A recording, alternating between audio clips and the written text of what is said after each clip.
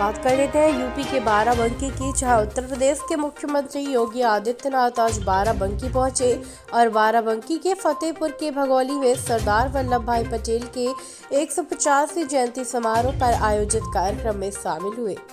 कार्यक्रम के दौरान सीएम योगी ने कांग्रेस पर हमला बोला और कहा कि जब देश में आज़ादी का आंदोलन चल रहा था तब कांग्रेस ने सरदार वल्लभ भाई पटेल को देश का प्रधानमंत्री बनने नहीं दिया। 15 राज्य सहमत थे वल्लभ भाई पटेल को प्रधानमंत्री बनाने को लेकिन कांग्रेस की सहमति नहीं थी।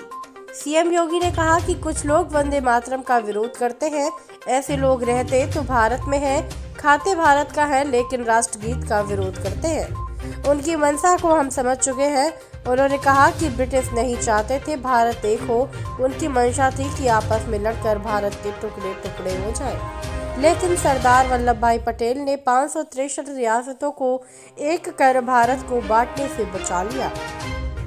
लौह पुरुष को सम्मान देने का काम प्रधानमंत्री मोदी जी ने किया। उन्होंने कहा कोई भी मजहब हो, धर्म हो, लेकिन राष्ट्र से बड़ा कोई नहीं। राष्ट्रीय एकता को बनाना होगा, बचाना होगा और हमें एकजुट होना होगा। बाराबंकी से शहाबुद्दीन सिद्दीकी की रिपोर्ट। बहनों और भाइयों, मथुरा, वृंदावन, बरसाना, गोकुल, बलदेव, गोवर्धन, इन तीर्थों के विकास का कार्य भी डबल इंजन की सरकार कर रही है। और पश्चिमी उत्तर प्रदेश में भागवत भूमि के रूप में जाना वाला सुख तीर्थ हो या फिर विदुर कुटी, इन सब के विकास के लिए पूरा महादेव में एक भव्य स्थल कॉरिडोर बनाने का काम भी वहां पर भी ये डबल इंजन की सरकार कर रही है।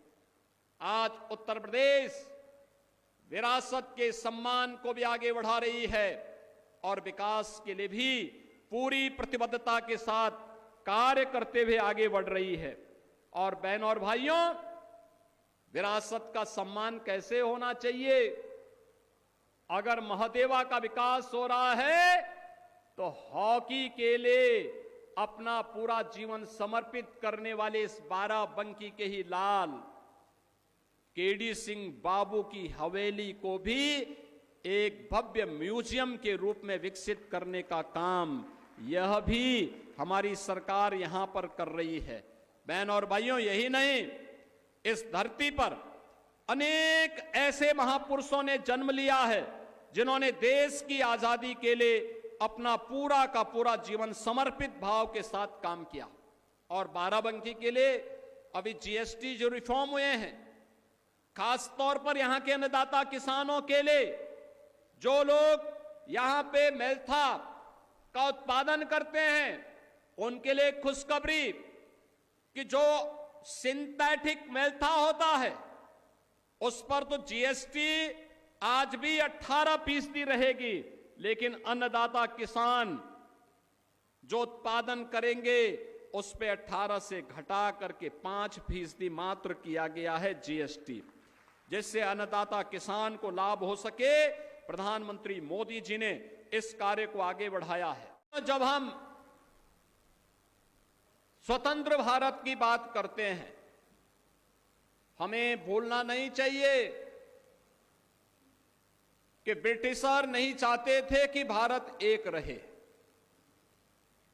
और यही कारण था कि उन्होंने भारत के खिलाफ भारत को अनेक प्रकार से बांटने की साजिश की थी। और विदेशी हुकूमत होती ही ऐसी है, गुलामी की दास्ता होती ही ऐसी है। वे आपको कमजोर करेंगे, आपको बांटने का काम करेंगे, आपकी एकता को छिन्न भिन्न करने का काम करेंगे, भाई को भाई से लड़ाने का काम करेंगे। यही मुगल काल में होता था और यही ब्रिटिश सरकार भी भारत के अंदर करती थी। जो भारत लाखों हजारों वर्षों से एक रहा हो, अखंड रहा हो, लगातार ब्रिटिश कालखंड में उसके एक एक टुकड़े उससे अलग होते गए और सबसे दुर्भाग्यपूर्ण विभाजन 14 अगस्त 1947 का था, जब भारत की दो भुजाओं को भारत से पृथक करके भारत पर एक बड़ी चोट ब्रिटिशर ने की थी। उनकी मंशा थी कि भारत को हम अलग अलग भागों में, अनेक भागों में विभाजित कर दें, जिससे भारत के नागरिकों के मन में एक खिन्नता पैदा हो कि भारत एक नहीं रह सकता। बहनों और भाइयों, ये लोग लोह पुरुष को क्या सम्मान दे पाते, क्या सम्मान दे पाते। लेकिन लोह पुरुष सरदार वल्लभ भाई पटेल को उनके विराट व्यक्तित्व के अनुरूप सम्मान देने का काम अगर किसी ने किया है, ये प्रधानमंत्री मोदी जी ने किया है, भारतीय जनता पार्टी ने किया है। बाबा साहब भीमराव अंबेडकर को सही मायने में सम्मान देने का काम किसी ने किया है तो यह भारतीय जनता पार्टी और प्रधानमंत्री मोदी जी ने किया है। आपने देखा होगा, बाबा साहब भीमराव अंबेडकर को भारत रत्न देने का कार्य रहा हो, या बाबा साहब भीमराव अंबेडकर से जुड़े हुए पंच तीर्थों के विकास के लिए कार्य, मऊ जहां उनका जन्म हुआ था वहां भव्य स्मारक का निर्माण भारतीय जनता पार्टी की सरकार ने किया।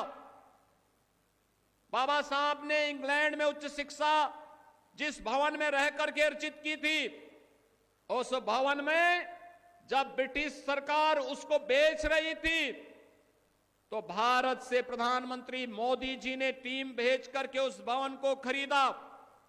उस भवन में बाबा साहब भीमराव अंबेडकर की स्मारक बनाने के साथ ही अनुसूचित जाति जनजाति के छात्रों को उच्च शिक्षा के लिए एक शोध केंद्र के रूप में से विकसित करने का काम भी इंग्लैंड की धरती पर किया है।